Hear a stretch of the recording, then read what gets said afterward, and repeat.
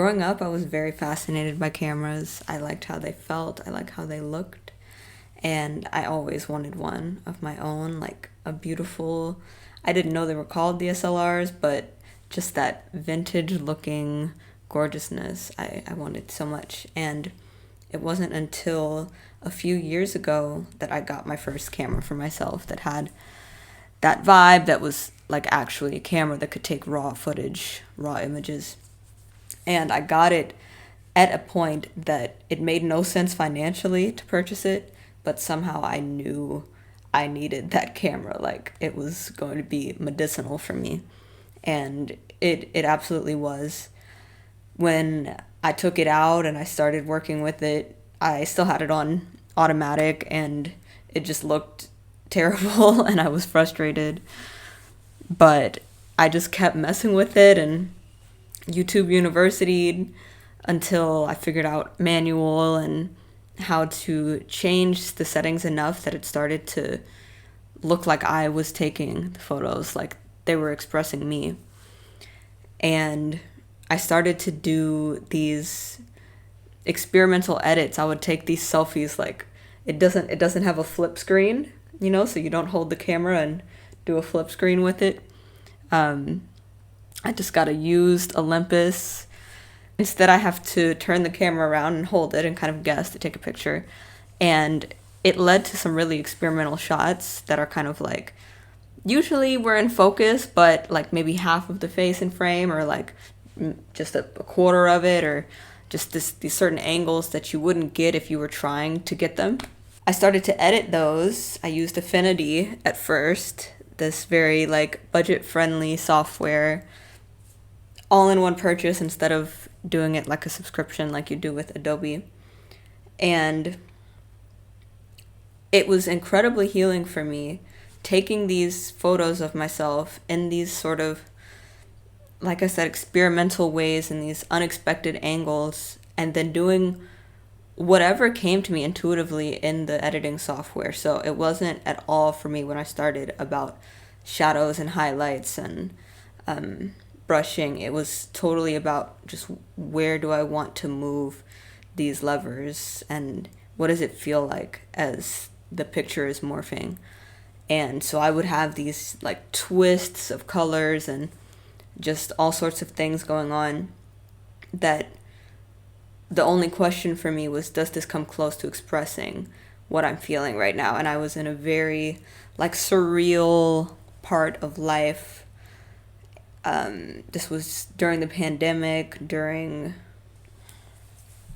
I went through a part of the pandemic in what you could definitely call an abusive relationship, and getting that camera and starting to take those pictures of myself and edit myself into these collages of walking through the sky and whatever came to mind, of both how I did perceive myself at the time, which was messy, and how I wanted to perceive myself, which is this big, powerful being who could walk the clouds. And I was able to take that feeling and create something I could look at.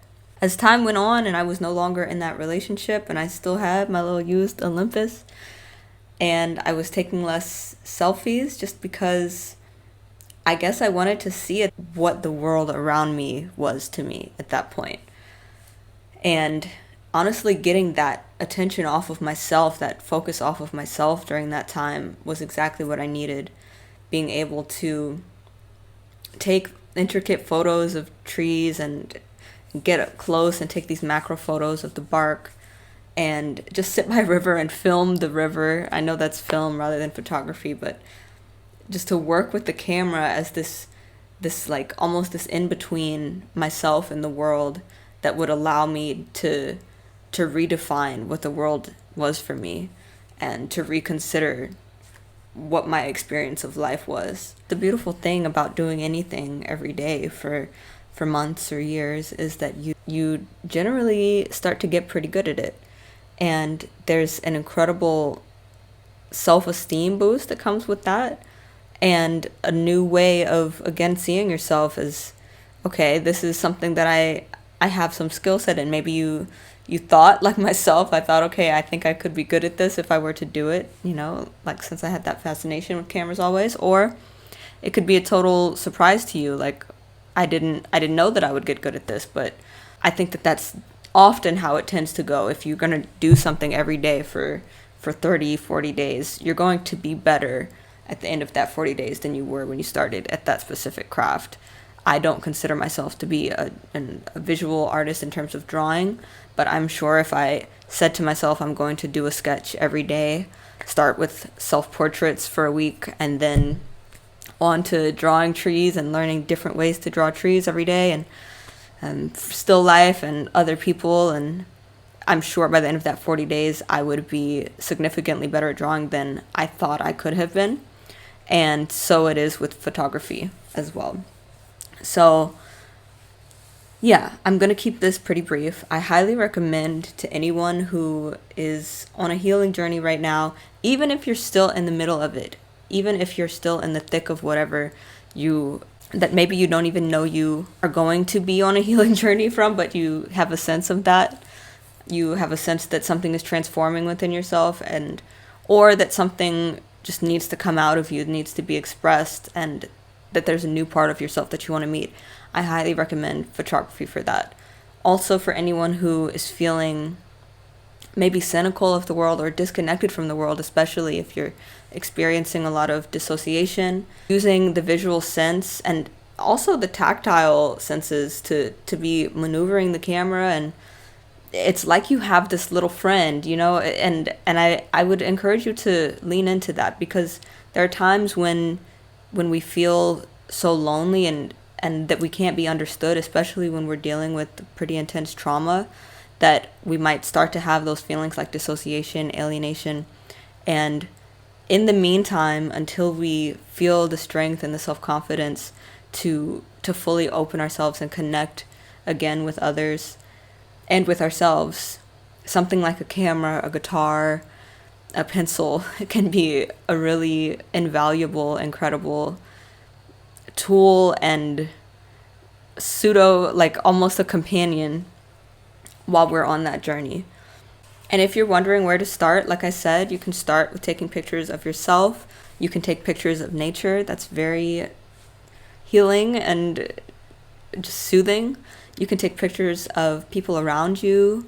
You can take pictures of items in your house that you use every day. There was a point that I was feeling pretty depressed, and I thought of arranging a bunch of cups in my room with like water in them and taking a picture of that, to represent times in my past when cups, like just cups gathering, were a representation of like depression for me.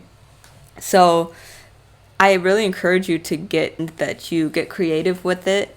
Don't overthink it. Just take a picture, and you can start as simply as you like. You can take a picture of your meal with the camera pointing down, and then you might find that for whatever reason there's a specific ingredient that you use in a lot of meals that maybe has a sentimental value for you, and you start to take differently angled photos of that specific ingredient and start to explore it in that way. And this is an important note.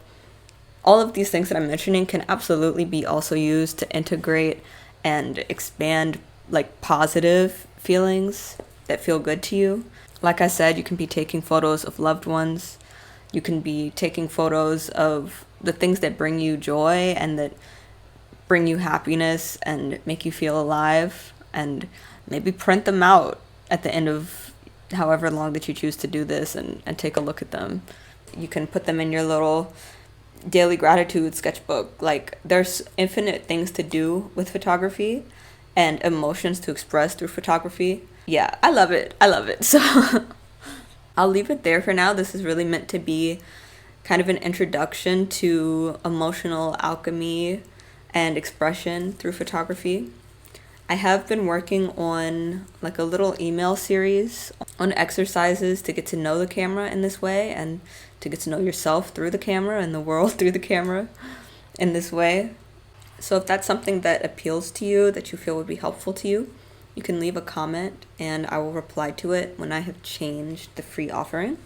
which is already in the description. Right now, it's a free nervous system reset audio. But yeah, if you leave a comment, then I will reply to it when I have updated the current free offering into a photography-based one. And of course, that doesn't preclude you from already now getting the free nervous system reset audio. So I appreciate you watching. If you have specific questions, you can also leave them below. I'll do my best to answer.